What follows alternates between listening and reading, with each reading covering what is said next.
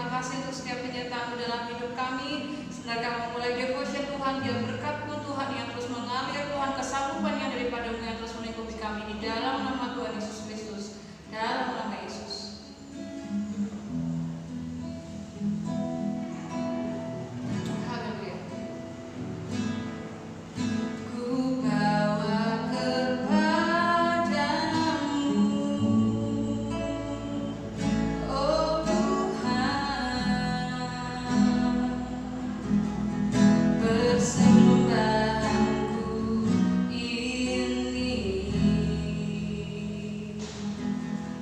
Ku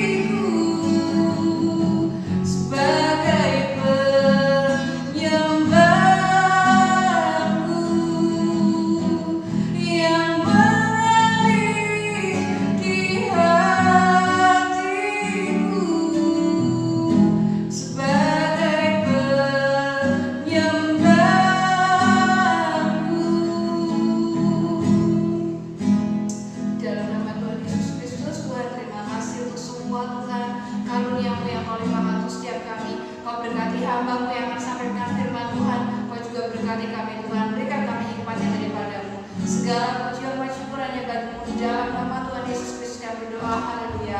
Amin. Selamat pagi anak-anak semuanya, siswa-siswi SMA Kristen Terang Bangsa.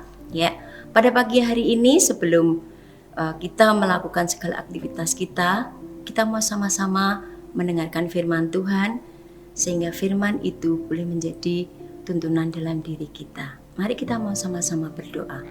Tuhan Yesus, terima kasih untuk pagi hari ini. Kami sungguh mengucap syukur Tuhan untuk kasih-Mu yang luar biasa di dalam diri kami. Kami juga mengucap syukur untuk kesehatan tubuh yang Tuhan beri dalam diri kami.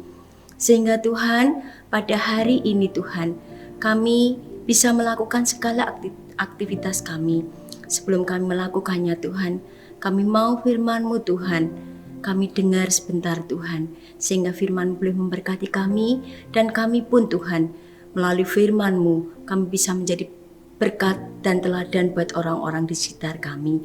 Terima kasih Tuhan Yesus, terima kasih. Kami menyerahkan waktu firman Tuhan ini ke dalam tangan kasih-Mu, di dalam nama Tuhan kami Yesus Kristus. Haleluya, amin. Oke, anak-anak, pagi hari ini Miss mau ambil firman kita, temanya tentang sportif. Ya. Dasar firman Tuhan sportif ini Miss ambil di dalam 2 Timotius 2 ayat yang kelima. Ya, 2 Timotius 2 ayat yang kelima. Miss akan bacakan ya. Seorang olahragawan hanya dapat memperoleh mahkota sebagai juara apabila ia bertanding menurut peraturan-peraturan olahraga. Nah, itu firman Tuhan pagi hari ini. Nah, kalau di dalam tema sportif ini, ya, menurut Thesaurus Bahasa Indonesia, sinonim sportif adalah bersih, jujur, dan lurus hati. Ya, itu menurut Thesaurus Bahasa Indonesia. Sedangkan sportif menurut KBBI, sportif ini bersifat kesatria. Ya, bagus ya, kesatria. Nah, kalau kita mendengar kata sportif, pasti imajinasi dan pemikiran kita mengarah kepada pertandingan atau olahraga. Contohnya, baik itu olahraga sepak bola, lari, basket, dan masih banyak lagi olahraga. Nah, lalu ya, terjemahan sederhana sportif ini adalah bertindak jujur sesuai dengan aturan yang ada dengan resiko apapun. Yaitu sportif. Bahasa sederhananya seperti itu. Mister akan kasih contoh ya tentang seorang olahragawan.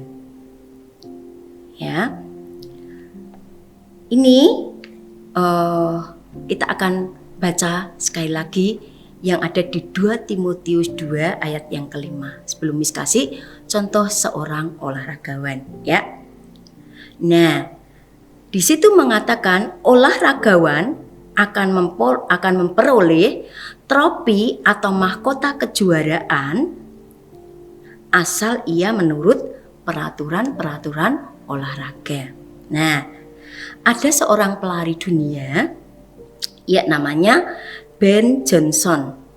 Ya, saat pertandingan ia mendapat juara trofi atau juara utama. Juara yang paling pertama dia memenangkan lomba larinya. Nah, seluruh dunia memujinya, menyanjungnya karena dia menang, menjadi juara pertama. Nah, ya, kalian pasti pernah melihat pertandingan sepak bola. Kalau misal ada teman mereka, ada yang memasukkan bola di gawangnya, ya, mereka mendapat gol, ya, di mana bola masuk di gawang, apa reaksi teman-teman di sekitarnya? Teman-temannya akan mengangkat dia, ya, akan mengangkat dia, akan menyanjung dia, bahkan ya penonton semua akan memujinya. Demikian juga dengan Ben Johnson ini, ya, mereka menyanjung tinggi, ya, berteriak memuji dia. Karena apa? Dia menjadi juara pertama. Tapi sayang, beberapa saat kemudian ia terbukti melakukan apa? Doping. Kalian tahu doping itu apa? Menggunakan obat-obatan untuk apa? Untuk menambah stamina atau kekuatan di dalam tubuhnya. Nah, dan akhirnya dia didiskualifikasi atau dibatalkan untuk menjadi juara. Nah, ya, dibatalkan menjadi juara pertama. Karena apa? Karena dia tidak jujur. Ya, dia terbukti tidak jujur. Dengan apa? Dengan menggunakan doping itu tadi. Ya, supaya apa? Menambah staminanya di dalam tubuh dia. Nah, lalu Ben Johnson ini akhirnya dinyatakan dia tidak menjadi juara pertama karena sudah melanggar aturan yang berlaku, aturan olahraga. Nah, ada pepatah mengatakan, kejujuran adalah mata uang yang berlaku di mana-mana. Sekali kita berbohong, selamanya orang tidak akan percaya. Ya, ingat itu pesan dari pepatah ini. Tapi memang betul, ya. Kejujuran, kalau kita memiliki kejujuran dimanapun kita berada, itulah masa depan kita. Apa masa depan kita? Kalau kita jujur, ya, masa depan kita akan mendapat masa depan yang bahagia. Ya, karena itu kunci utama keberhasilan kita, yaitu kejujuran. Pernah Miss dengar, ya, Miss, jujur itu ajur. Nah, ya, kalian jangan pernah merekam kata-kata itu. Karena apa? Itu tidak membawa semangat dalam diri kalian.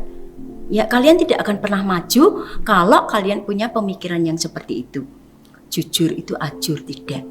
Di saat kita mengatakan hal yang benar, kejujuran itu justru itu memberi berkat di dalam diri kita. Nah, ya, maka dari itu berhati-hatilah di dalam kita bertindak. Ya, bertindak dan berbicara. Pikir-pikir dulu. Setelah mantap, baru kita bertindak sebelum kita menyesal di kemudian hari gara-gara apa? Kita ceroboh, ya, dengan kata-kata kita. Sama dengan halnya kehidupan kekristenan kita. Rindukah kita menjadi pemenang dan mendapatkan trofi atau mahkota? Pengen enggak dalam kehidupan kita, dalam kita menanti kedatangan Tuhan, kita menjadi pemenang. Kita mendapat mahkota. Hari-hari ini, ya, adalah hari-hari perlombaan di dalam kehidupan rohani kita. Tuhan Yesus memberikan contoh hal kejujuran. Ya, Tuhan gak suka bohong.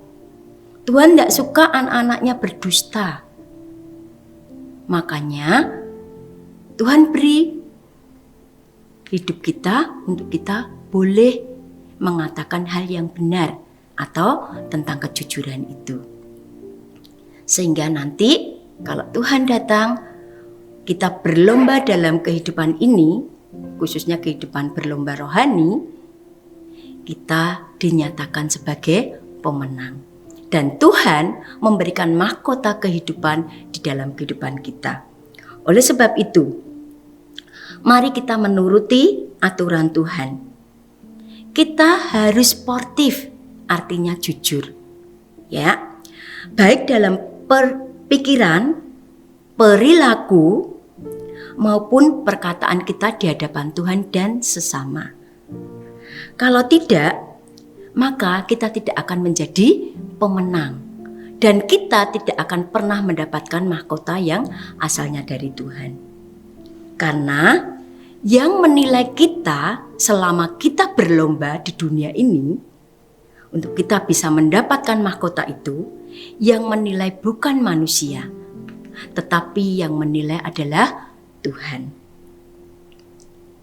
Karena apa? Kenapa Tuhan yang menilai? Orang lain tidak pernah tahu apa yang kita kerjakan, apa yang kita lakukan di dalam pikiran kita, bahkan apa yang kita katakan kepada orang lain. Orang lain tidak pernah tahu. Apakah itu jujur atau tidak, orang lain tidak pernah tahu. Tetapi Tuhan kita Yesus Kristus adalah Tuhan yang Maha Tahu. Mari kita berlomba bersama-sama ya, supaya kita nantinya menjadi pemenang. Ya, kita sebagai anak-anak Tuhan Yesus di dalam segala sesuatu yang kita kerjakan, tutur kata dan perbuatan kita, dimanapun kita berada, milikilah roh kejujuran. Dan dimanapun kita berada, pasti peraturan itu diberlakukan. Maka dari itu, taatilah peraturan yang berlaku dan bertindaklah sportif, sehingga nama Tuhan Yesus dipermuliakan. Ya, biarlah kejujuran yang Tuhan ajarkan di dalam diri kita, kita mau pakai, kita mau praktekkan dalam diri kita, supaya Tuhan memperkenan diri kita. Dan orang lain pun melihat kita, mereka boleh mendapat berkat. Oleh sebab itu, mari sama-sama kita berlomba untuk kita bisa mendapatkan mahkota itu. Sekali lagi, Miss pesankan pepatah tadi ya. Kejujuran adalah mata uang yang berlaku di mana-mana. Sekali kita berbohong, selamanya orang tidak akan percaya. Hati-hati dalam kita berkata-kata. Sebelum kita berkata-kata, pikir lebih dulu matang. Ya, setelah matang, mantap, baru kita katakan apa yang akan kita katakan. Ya, supaya orang-orang di sekitar kita melihat bahwa kita adalah anak-anak Tuhan yang jujur, yang berkenan kepada Allah. Dan hidup kita semuanya menjadi teladan buat orang lain. Dan biarlah hanya nama Tuhan Yesus yang dipermuliakan. Amin. Mari kita sama-sama berdoa. Tuhan Yesus, terima kasih untuk firman-Mu pada pagi hari ini. Sungguh kami diberkati Tuhan dengan firman-Mu. Oleh sebab itu Tuhan, biarlah roh kejujuran itu Tuhan tanamkan di dalam diri kami Tuhan. Diri anak-anak-Mu Tuhan. Supaya Tuhan, kami Tuhan dibimbing oleh roh kudus-Mu. Sehingga dimanapun kami berada Tuhan, kami mengatakan yang sebenarnya Tuhan, bahwa kejujuran itu Tuhan boleh kami pakai dimanapun kami berada. Karena kami percaya kalau kami melakukan akan firman-Mu Tuhan, berkat-Mu itu Tuhan akan berikan di dalam diri kami. Dan kami percaya Tuhan sudah persiapkan masa depan yang indah buat kami. Karena Tuhan, kami belajar untuk mentaati dan melakukan akan firman-Mu. Terima kasih Tuhan Yesus, terima kasih. Sekali lagi Tuhan, biarlah roh kejujuran tetap ada di dalam diri kami. Dan mulut kami mengatakan hal yang benar Tuhan. Dan nama Tuhan Yesus boleh dipermuliakan dimanapun kami berada. Terima kasih Tuhan Yesus. Dalam nama Tuhan Yesus kami sudah berdoa dan mengucap syukur. Haleluya. Amin.